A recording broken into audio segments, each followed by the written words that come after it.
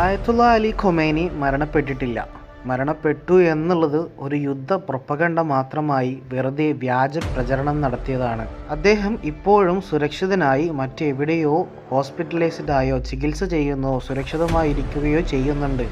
എല്ലാം കാണുന്നുണ്ട്, എല്ലാം അറിയുന്നുണ്ട്, യുദ്ധങ്ങളെല്ലാം നിയന്ത്രിക്കുന്നുണ്ട്. ഇത്തരത്തിലുള്ള അഭ്യൂഹങ്ങളാണ് ഇപ്പോൾ പുറത്തു വന്നുകൊണ്ടിരിക്കുന്നത്. അഭ്യൂഹങ്ങൾക്ക് പിന്നിൽ വ്യക്തമായ കാരണങ്ങളുമുണ്ട്. ആയത്തുള്ള ഖൊമേനി കൊല്ലപ്പെട്ടിട്ടുണ്ടായിരുന്നുവെങ്കിൽ ഇന്ന് 8 ദിവസം പിന്നിടുന്ന യുദ്ധത്തിന് ഇടയിൽ അദ്ദേഹത്തിൻ്റെ മരണപ്പെട്ടതിൻ്റെ ഒരു ഫോട്ടോയോ ഒരു വീഡിയോയോ ഒന്നും ജെന്യൂനായിട്ട് പുറത്തു വന്നിട്ടില്ല.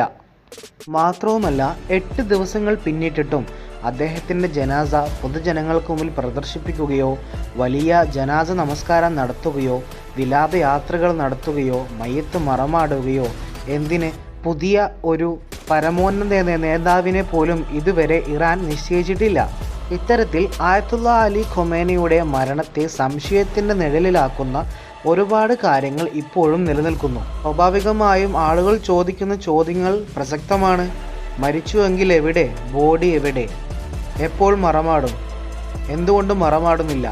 ഇറാൻ സർക്കാർ ഇന്ന് മറമാടും നാളെ മറമാടുമെന്ന് പറഞ്ഞ് ഈ ഒരു മരണാനന്തര ചടങ്ങിനെ നീട്ടിക്കൊണ്ടു പോകുന്ന ഒരു ലക്ഷണമാണ് കാണുന്നത്.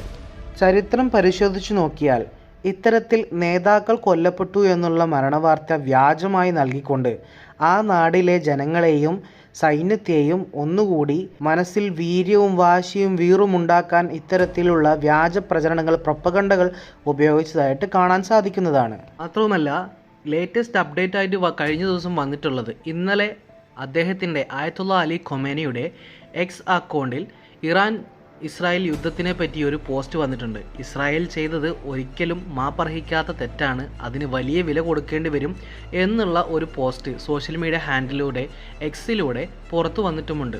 അദ്ദേഹം ജീവനോടെയുണ്ടോ എന്നതിന് ഇപ്പോൾ ആളുകൾ തിരയുകയാണ്.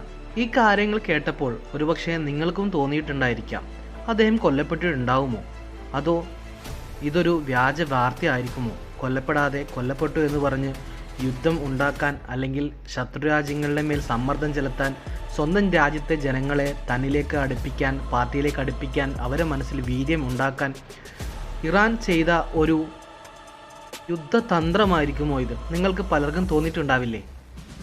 ലോകത്തെ ഒന്നടങ്കം പറ്റിച്ചുകൊണ്ടുള്ള ഒരു ട്വിസ്റ്റ് ചിലപ്പോൾ വരും ദിവസങ്ങളിൽ പ്രതീക്ഷിക്കാം. അതല്ല എങ്കിൽ ഇസ്രായേലും അമേരിക്കയും പറഞ്ഞതുപോലെ യഥാർത്ഥത്തിൽ അദ്ദേഹം കൊല്ലപ്പെട്ടിട്ടുണ്ടായിരിക്കാം. കൊല്ലപ്പെട്ട നേതാവിൻ്റെ മരണാനന്തര കർമ്മങ്ങൾ ചെയ്യാതിരിക്കുന്നതിന് അവർ നൽകുന്ന ഒരു വിശദീകരണം കൂടിയുണ്ട്. അതായത് മുൻ ഇറാൻ